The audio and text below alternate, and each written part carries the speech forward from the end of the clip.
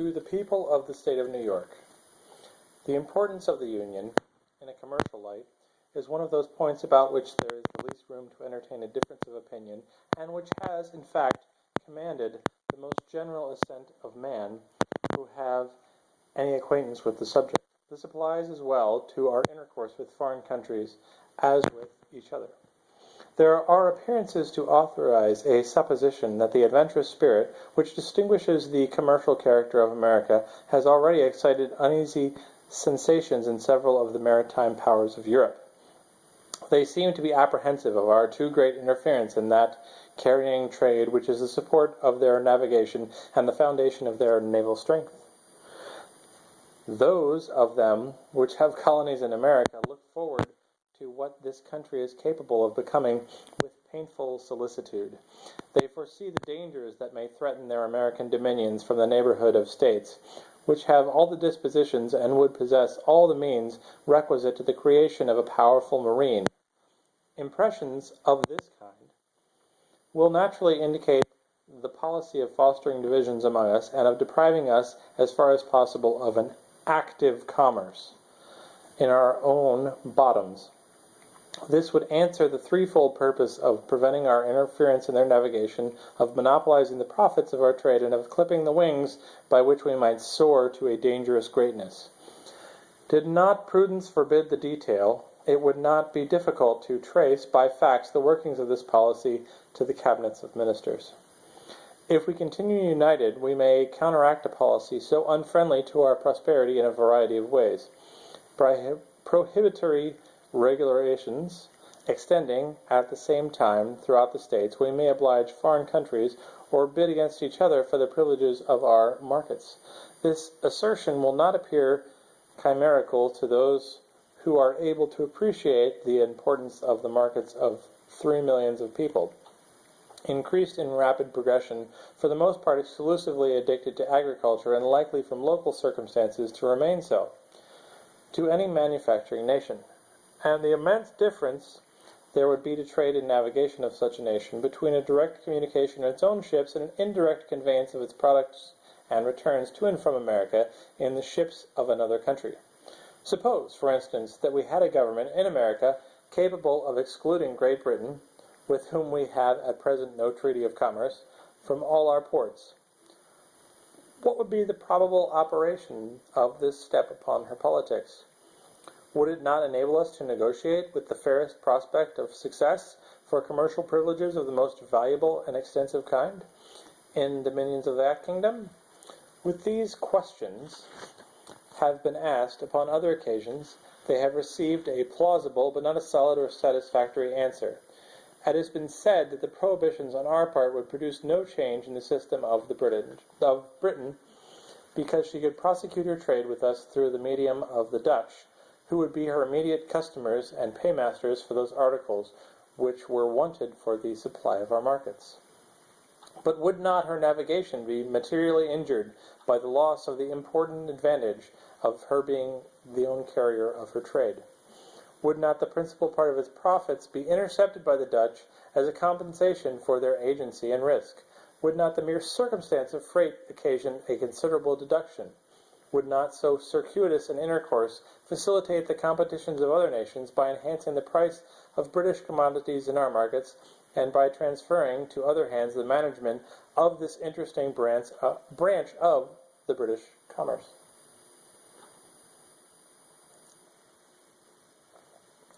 A mature consideration of the objects suggested by these questions will justify a belief that the real disadvantages to Britain from such a state of things, conspiring with the prepossessions of a great part of the nation in the favor of American trade, and with the importunities of the West Indian islands, would produce a relaxation in her present system, and would let us into the enjoyment of privileges in the markets of those islands and elsewhere, from which our trade would derive the most substantial benefits.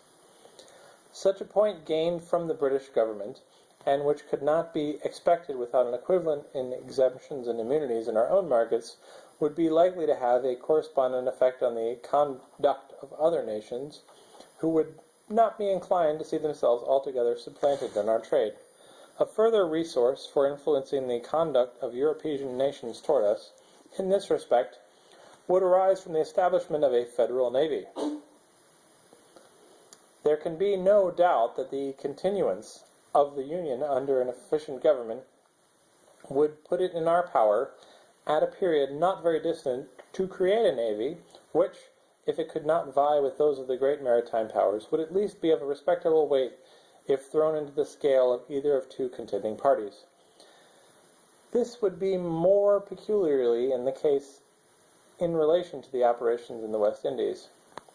A few ships of the line, sent opportunely to the reinforcement of either side, would often be sufficient to decide the fate of a campaign, on the event of which interests of the greatest magnitude were suspended.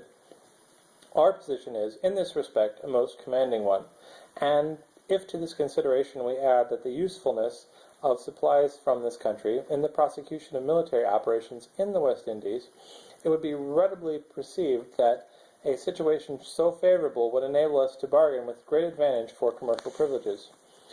A price would be set not only upon our friendship, but upon our neutrality. But by a steady adherence to the Union, we may hope, ere long, to become the arbiter of Europe in America, and to be able to incline the balance of European competitions in this part of the world as our own interest may dictate. But in the reverse of this eligible situation, we shall discover that the rival ships of the parts which would make them checks upon the other, and which would frustrate all the tempting advantages which nature has kindly placed within our reach. In a state so insignificant, our commerce would be a prey to the wanton intermeddlings of all nations at war with each other, who, having nothing to fear from us, would with little scruple or remorse supply their wants by depredations on our property as often as it fell in their way. The rights of neutrality will only be respected when they are defended by an adequate power. A nation, despicable by its weakness, forfeits even the privilege of being neutral. Under a vigorous national government, the natural strength and resources of the country directed to a common interest would baffle all the combinations of European jealousy to restrain our growth. This situation would even take away the motive to such combinations by inducing the impracticality of success. An active commerce, an extensive navigation, and a flourishing marine would then be the offspring of moral and physical necessity. We might defy the little arts of the little politicians to control or vary the irresistible and unchangeable course of nature. But in a state of disunion, these combinations might exist and might operate with success. It would be in the power of the maritime nations, availing themselves of our universal impotence, to prescribe the condition of our political existence. And as they have a common interest in our being carriers, and still more in preventing our becoming theirs, they would in all probability combine to embarrass our navigation in such a manner as would in effect destroy it, and confine us to a passive commerce. We should then be compelled to content ourselves with the first price of our commodities, and to see the profits of our trade snatched from us to enrich our enemies and persecutors.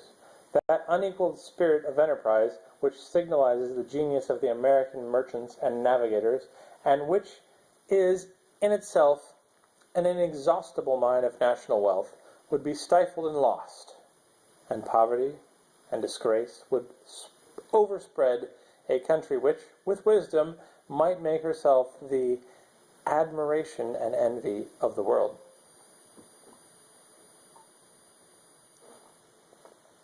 There are rights of great moment to the trade of America, which are the rights of the Union. I allude to the fisheries, to the navigation of the Western Lakes, and to that of the Mississippi. The dissolution of the Confederacy would give room for the delicate questions concerning the future existence of these rights, which the interest of more powerful partners could hardly fail to solve to our disadvantage. The disposition of Spain with regard to the Mississippi needs no comment. France and Britain are concerned with us in the fisheries, and view them as of the utmost moment to their navigation. They, of course, would hardly remain long indifferent to that decided mastery of which experience has shown us to be possessed in this valuable branch of traffic, and by which we are able to undersell those nations in their own markets. What more natural than that they should be disposed to exclude from the list such dangerous competitors? This branch of trade ought not to be considered as a partial benefit. All the navigating states may, in different degrees, advantageously participate in it, and under circumstances of greater extension of the mercantile capital, would not be unlikely to do it, as a nursery of seamen. It is now, or when a time shall have been more nearly assimilated to the principles of navigation in these several states, will become a universal resource. To the establishment of a navy, it must be indisputable. To this great national object, a navy, union will contribute in various ways. Every institution will grow and flourish in proportion to the quantity and extent of the means concentrated toward its formation and support. A navy of the United States, as it would embrace the resources of all, is an object far less remote than a navy of any single state or partial confederacy, which would only embrace the resources of a single part. It happens, indeed, that different portions of the Confederated America possess each some peculiar advantage for this essential establishment. In the more southern states furnish in greater abundance certain kinds of naval stores, tar, pitch, and turpentine. Their wood for the construction of ships is also of a more solid and lasting texture. The difference in the duration of the ships of which the navy might be composed, if chiefly constructed of southern wood, would be of single importance, either in the view of naval strength or of national economy. Some of the southern and of the middle states yield a greater plenty of iron and of better quality.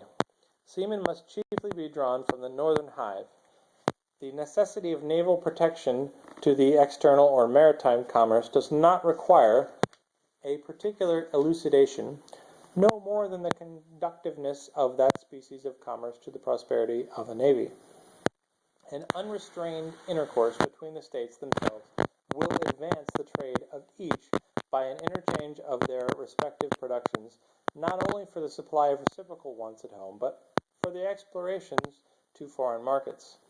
The veins of commerce in which every part will be replenished and will acquire additional motion and vigor from the free circulation of the commodities of every part. Commercial enterprise will have much greater scope from the diversity in the productions of different states. When the staple of one fails from a bad harvest or an unproductive crop, it can call to its aid the staple of another.